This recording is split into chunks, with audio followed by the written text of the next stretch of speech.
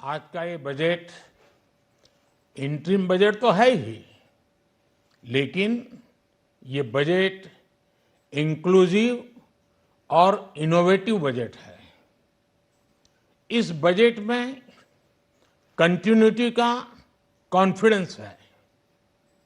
ये बजट विकसित भारत के 4 स्तंभ युवा, गरीब, महिला और किसान सभी को एम्पावर करेगा। निर्मला जी का ये बजट देश के भविष्य के निर्माण का बजट है। इस बजट में 2047 के विकसित भारत की नींव को मजबूत करने की गारंटी है। मैं निर्मला जी और उनकी टीम को बहुत बहुत बधाई देता हूं। साथियों, इस बजट में युवा भारत की युवा आकांक्षाओं का, भारत की यंग एस्पिरेशंस का प्रतिबिंब है। बजट में 2 महत्वपूर्ण निर्णय लिए गए हैं। रिसर्च और इनोवेशन पर 1 लाख करोड़ रुपए का फंड बनाने की घोषणा की गई है। बजट में स्टार्टअप्स को मिलने वाली टैक्स छूट के विस्तार का भी ऐलान किया गया है। साथियों, इस बजट में फिस्कल डेफिसिट को नियंत्रण में रखते हुए कैपिटल एक्सपेंडिचर को 11,11,111 करोड़ रुपए की ऐतिहासिक ऊंचाई दी गई है। अर्थशास्त्रियों की भाषा में कहें तो एक प्रकार से स्वीट स्पॉट है। इससे भारत में 21वीं सदी के आधुनिक इंफ्रास्ट्रक्चर के निर्माण के साथ ही युवाओं के लिए अनगिनत रोजगार के नए अवसर तैयार होंगे। बजट में वंदे भारत स्टैंडर्ड की 40,000 आधुनिक बोगियां बनाकर उन्हें सामान्य यात्री ट्रेनों में लगाने का ऐलान किया गया है। इससे देश के अलग अलग रेल रूट पर करोड़ों यात्रियों में आरामदायक यात्रा का अनुभव बढ़ेगा।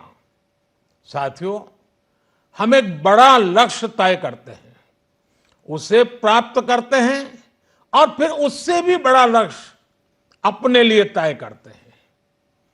गरीबों के लिए हमने गांवों और शहरों में 4 करोड़ से अधिक घर बनाए।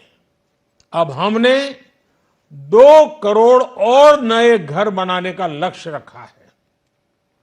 हमने 2 करोड़ महिलाओं को लखपति दीदी बनाने का लक्ष्य रखा था। अब इस लक्ष्य को बढ़ाकर 3 करोड़ लखपति दीदी बनाने का कर दिया गया है। आयुष्मान भारत योजना ने गरीबों की बहुत मदद की है। अब आंगनवाड़ी और आशा वर्कर, उन सबको इस योजना का लाभ मिलेगा। साथियों, इस बजट में गरीब और मध्यम वर्ग को एम्पावर करने, उनके लिए आय के नए अवसर बनाने पर भी बहुत जोर दिया गया है। रूफटॉप सोलर अभियान में 1 करोड़ परिवारों को सोलर रूफटॉप के माध्यम से मुफ्त बिजली प्राप्त होगी।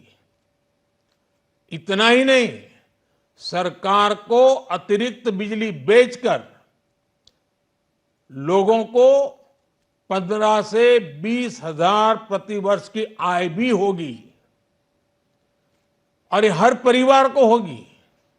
साथियों, आज जिस इनकम टैक्स रेमिशन स्कीम की घोषणा की गई है, उससे मध्यम वर्ग के करीब 1 करोड़ लोगों को बड़ी राहत मिलेगी। पिछली सरकारों ने सामान्य मानवी के सिर पर दशकों से ये बहुत बड़ी तलवार लटका कर रखी थी। आज इस बजट में किसानों के लिए भी बहुत महत्वपूर्ण और बड़े निर्णय लिए गए हैं। नैनो डीएपी का उपयोग हो, पशुओं के लिए नई योजना हो, पीएम मत्स्य संपदा योजना का विस्तार हो और आत्मनिर्भर ऑयल सीड अभियान हो। इससे किसानों की आय बढ़ेगी और खर्च कम होगा।